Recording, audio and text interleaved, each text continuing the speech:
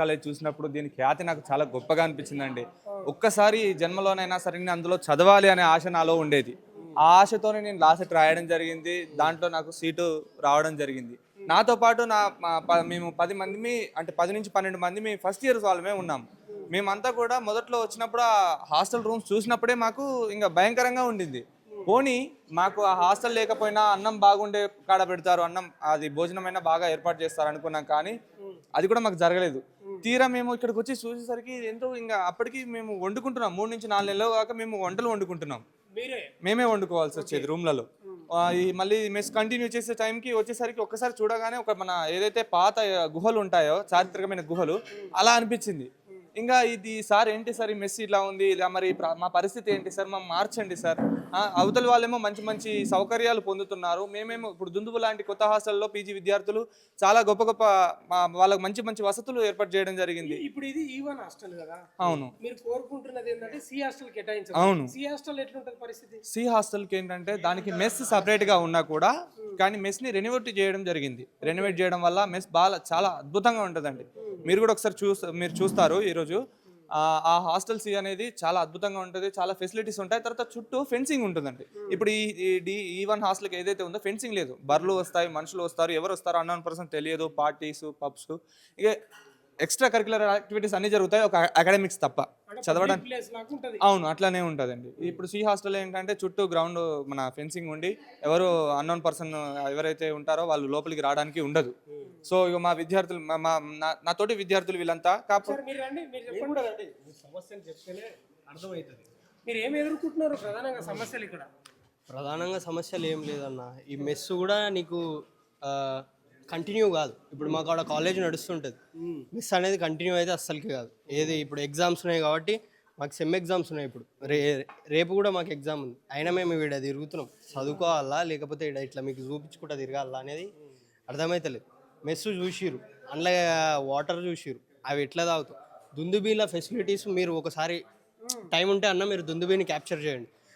అక్కడ ఫెసిలిటీస్ ఎలా ఉన్నాయి, మాకు అలాంటి ఫెసిలిటీస్ కావాలని చెప్పేసి మేము కోరుకుంటున్నాం. ఎందుకు ఆ డిఫరెన్స్ అంటే అక్కడ ఆ డిఫరెన్స్ ఎందుకు అనేది మేము అడుగుతున్నాం.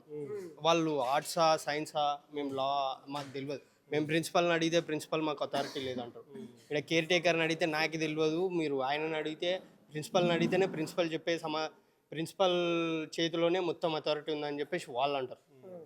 ఏడిపోయినా ప్రాబ్లం అయితే సాల్వ్ కాలే. ఇప్పుడు ఇది చాలా రోజుల నుంచి జరుగుతుందన్న. మాకు హాస్టల్ కూడా వెంటనే కేటాయించలే. హాస్టల్కి ఒక 4 months టైం తీసుకోరు. 4-5 months టైం తీసుకొని మాకు అప్పుడు హాస్టల్ని కేటాయించారు. మీరు ఏం కోరుతా ఉన్నారు? మాకు ఇప్పుడు దుందుబి హాస్టల్ అని చెప్పేసి నేను ఒకటి అన్నా కాన, అలాంటి హాస్టల్లో ఉన్న అలాంటి ఫెసిలిటీస్ మాకు కావాలి. సి ఉంటుందా? ఇప్పుడు సి కూడా ఉంటుంది, అంత మంచిగా ఉండదు. కాకపోతే మాకు ప్రస్తుతానికి ఉండనికే ఇట్లా కింద పడవు, దీనికంటే కొంచెం బెటర్. ఇట్లా సీలింగ్ కింద పడే అవకాశం అందులో ఉండదు, చాలా తక్కువ. కాకపోతే మాకేందంటే మేము ఆ దుందుబి హాస్టల్లో మేము అలాంటి ఫెసిలిటీస్ మాకు ఉండడానికి కారణం ఏంది అంటే, మాకు ఆ ఫెసిలిటీస్ ఎందుకు ఇయ్యరు, మేము దానికి ఎందుకు అర్హులం కాము అలాంటి ఫెసిలిటీస్కి అనేది మాకు కావాలి. ఆ క్వశ్చన్ మేము చాలాసార్లు ప్రిన్సిపల్ని అడిగినాం, కానీ ఆయన ఏం చెప్పలేకపోయారు. ఇంకా మేము ఎన్నిసార్లు ఇప్పుడు మీరు ఒకసారి ప్రిన్సిపల్ రూమ్లోకి వచ్చింటే కూడా బాగుండని చెప్పేసి నేను అనుకున్నా, కానీ అది కుదరలేదు. మీరు ఒకసారి అసలు ప్రిన్సిపల్ అనే ఆయన అథారిటీ అయితే చాలా లీజ్గా తీసుకోరు, అదైతే పక్కా చెప్పచ్చు. ఈ వాటర్ మీరు ఏ వాటర్ తాగుతారు? మేమైతే ఈ నీళ్ళు తాగుతామన్నా. మాకు ఆ కాలేజీలో కూడా సేమ్ ఇదే నీళ్ళు ఇట్లనే ఉంటాయి. అవి ఫిల్టర్ కావు, ఏం కావు. మీరు ఒకసారి చూస్తే అర్థమైంది. ఆడ ప్రిన్సిపల్ సార్ పోతే ఆడ ఏంది కిల్లీ బార్డర్లు 10 రూపాయలు, అవి మంచి సీల్డ్, మంచి కొత్త సీల్డ్ ఉంటాయి అన్న. ఇక మేము బతకాలా సావాలి ఒక ముచ్చట అన్న. మేము చూడ్డానికి ఇట్లా అవుపిస్తున్నాం అంతే. ఇక మీరే ఇక ఈ పరిస్థితి చూస్తే ఎట్లున్నా అన్న. మేము ఈ ఊళ్ళోకి వెళ్ళి వస్తే ఉస్మానియా అంటే అబ్బా ఇట్లా, ఇక్కడికి వచ్చి చూస్తే ఇంటికాడ ఇంటికాడ చెప్పుకోలేకపోతున్నాం అసలు. ఒంటి మీద బట్టలు నీట్గా ఉన్నాయి తప్ప ఏం లేదు అసలు. మా పరిస్థితి ఏంది, మా కథ ఏంది, మా ఇంటికాడ మా అయ్యే వాళ్ళకి కూడా చెప్పాలన్న మేము ఏంది మరి. ఇక మీరు కూడా ఏం ఎదుర్కొంటున్నారు, ఏం సమస్య ఇక్కడ? బేసిక్ ఫెసిలిటీస్ అనేది అందరి బాధ్యత, కల్పించాల్సిన బాధ్యత ఖచ్చితంగా అడ్మినిస్ట్రేషన్కి ఉంటుంది. ఇక్కడ మేమేం లగ్జరీస్కి దానికి దీనికి అడుగుతలేం. బేసిక్ వాటర్ ఫెసిలిటీ లేదు ఇక్కడ.